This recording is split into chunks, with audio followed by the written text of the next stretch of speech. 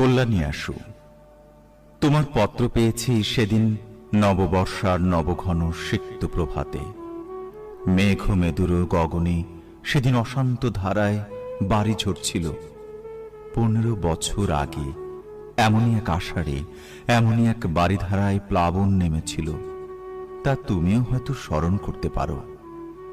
আষাঢ়ের নবমেঘপুঞ্জকে আমার নমস্কার।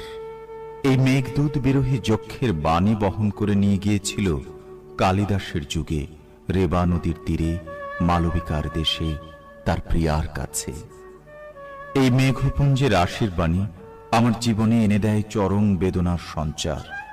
এই আষাঢ় আমার কল্পনার স্বর্গলোক থেকে টেনে ভাসিয়ে দিয়েছে বেদনার অনন্ত স্রোতে।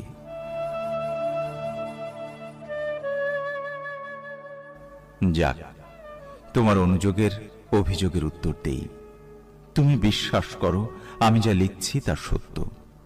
লোকের মুখে শোনা কথা দিয়ে যদি আমার মূর্তির কল্পনা করে থাকো, তাহলে আমায় ভুল বুঝবে, আর তা মিথ্যা। তোমার উপর আমি কোনো জিঘাংসা পোষণ করি না, এ আমি সকল অন্তর দিয়ে বলছি।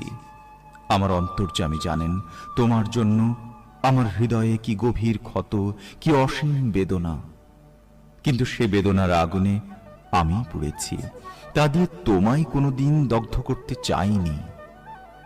তুমি এই আগুনের পরশমানিক না হলে আমি অগ্নিবীণা বাজাতে পারতাম না, আমি ধূমকেতুর বিস্ময় নিয়ে উদিত হতে পারতাম না। তোমার যে কল্যাণ রূপ আমি আমার কিশোর বয়সে প্রথম দেখেছিলাম, যে রূপকে আমার জীবনের সর্বপ্রথম ভালোবাসার অঞ্জলি দিয়েছিলাম, সে রূপ আজও স্বর্গের পারিজাত মন্দারের মতো চির অম্লান হয়ে আছে আমার পক্ষে। অন্তরের সে আগুন বাইরের সে ফুলহারকে স্পর্শ করতে পারেনি। তুমি ভুলে যেও না, আমি কবি। আমি আঘাত করলেও ফুল দিয়ে আঘাত করি। অসুন্দর কুৎসিতের সাধনা আমার নয়। আমার আঘাত বর্বরের কাপুরুষের আঘাতের মতো নিষ্ঠুর নয়। আমার অন্তর্যামী জানেন। তুমি কি জানো বা কি শুনেছ জানি না, তোমার বিরুদ্ধে আজ আমার কোনো অনুযোগ নেই, অভিযোগ নেই, দাবিও নেই। তোমার আজিকার রূপ কি জানি না।